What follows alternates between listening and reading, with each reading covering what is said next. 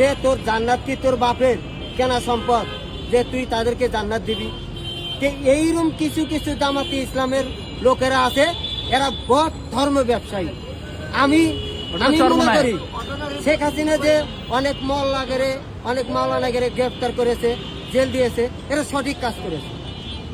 আচ্ছা, শেখ হাসিনা আপনি হিসাব করেন তো, কোন জায়গায় বলেছে? রিসার্চ করে দেখেন, কোরআনের ভিতরে আছে, কোথাও লেখা আছে যে আপনারা কোরআনের ওসিলায় আপনারা ধর্ম ব্যবসায় করেন? নবী করিম সাল্লাল্লাহু আলাইহি ওয়াসাল্লাম কোরআনের আয়াত প্রচার করছে, ইসলামের দাওয়াত দিছে তারা, এবং ইহুদির সঙ্গে ব্যবসা করেছে তারা। কোনো ইহুদি, কোনো হিন্দু, কোনো খ্রিস্টানকে তারা অত্যাচার করেনি বা গীবত গায়নি। কিন্তু জামাতি ইসলামের কিছু বক্তা আছে, এরা বদ, এরা কাফের, এরা ইসলাম নামে কথা বলে। সেই দিনকে চরমনায় যে কথা বললো, চরমনায়ের যে এই শফিকুর রহমান নাকেরা, চরমনায়ের রেজাল্ট করিম নাকেরা, চরমনায়ের আমির বলল, দক্ষিণবঙ্গের ভাইয়েরা তোমরা লঞ্চে এসেছো, আমি তোমাদেরকে বলছি কাল হাসরের ময়দানে আমি তোমাদেরকে জান্নাতে না দিয়ে আমি জান্নাতে যাব না। তখন গাইবান্ধার বক্তা গোলাম রব্বানি বলেছে যে তোর জান্নাত কি তোর বাপের কেনা সম্পদ যে তুই তাদেরকে জান্নাত দিবি। এইরকম কিছু কিছু জামাতি ইসলামের লোকেরা আছে, এরা বদ ধর্ম ব্যবসায়ী। আমি মনে করি শেখ হাসিনা যে অনেক মোল্লাগেরে অনেক মাওলানাগেরে গ্রেফতার করেছে, জেল দিয়েছে, এরা সঠিক কাজ করেছে।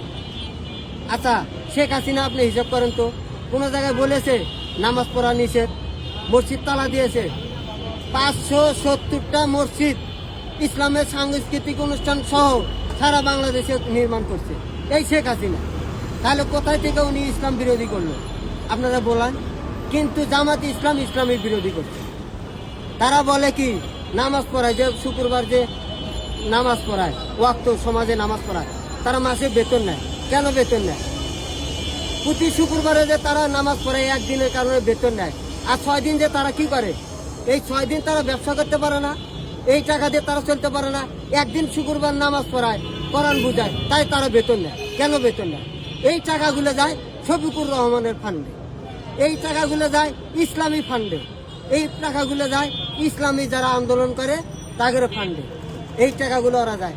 জামাতি ইসলাম তোমরা মনে করেছো তোমরা কোরআনের মহান না, তোমরা মরে দেখো তোমাদের কত কঠিন শাস্তি হয়। মরে দেখো, তোমরা কোরআন দেখো, আগে কোরআন দেখে তারপরে কথা বলো। এছাড়া কোরআন তোমরা কোরআনের আয়াত বিক্রি করো, তোমরা ধর্ম ব্যবসায়ী। এই ধর্ম ব্যবসায়ী আল্লাহ করতে করেনি। তোমরা নামাজ পড়বা, সালাত করবা, কোরআন পড়বা, জিকির করবা, সবই ঠিক আছে। তোমরা এগুলো আরেকজনকে বলে টাকা কামাই করো কেন? আল্লাহ তাআলা বলেছে তোমরা সালাত কায়েম করো এবং মাঠে ময়দানে ছড়িয়ে পড়ো, হালাল রিজিক তালাশ করো। তোমরা কেন ব্যবসা করো ধর্ম? কেন তুমি টাইটেল পাস করছো বলে তুমি চাকরি করতে পারো না, তুমি ব্যবসা করতে পারো না, তুমি কৃষক হতে পারো না? ও তোমার এটা অহংকার যে আমি টাইটেল পাস, আমি কেন কৃষক কাজ করব? এটা তোমার অহংকারী। এই অহংকারী আল্লাহ পছন্দ করে না।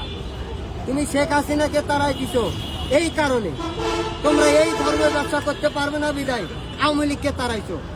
এই ধর্মের ব্যবসা করতে পারবে না বিদায় বিএনপিকে ক্ষমতায় যেতে দাও না। এই ধর্মের ব্যবসায় করতে পারবে না বিদায় জাতীয় পার্টিকে তোমরা নির্বাচন করতে দাও না। কিন্তু রাখে আল্লাহ মারে কে?